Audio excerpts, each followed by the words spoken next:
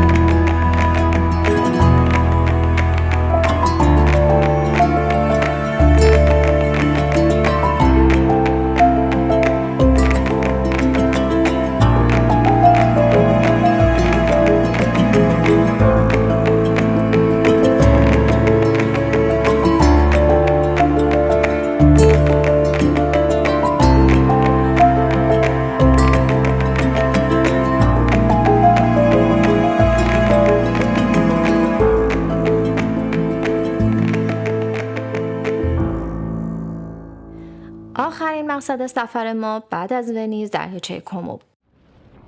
دریاچه کومو یک دریاچه خیلی زیباست که بین سوئیس و ایتالیا قرار گرفته.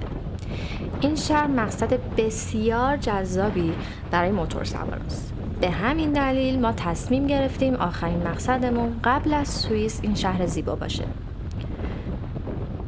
این اولین تجربه من از موتورسواری بود. منم مثل خیلی از آدما ترس از موتورسواری داشتم. اما باید بگم رعایت قوانین و از همه مهمتر کلاه و لباس ایمن به من اطمینان خاطر داد که یک سفر امن خواهم داشت. فرق موتورسواری و ماشین در تجربه و لمس شرایط آب و هوایی مختلف و نادره.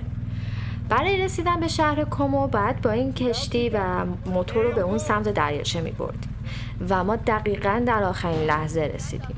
از اونجایی که به خاطر رد کردن یک عوارضی 70 یورو جریمه شده بودیم، استرس داشتیم که بدون خرید بلیط وارد کشتی بشیم که بعد متوجه شدیم خرید بلیط در واقع روی کشتی انجام میشه.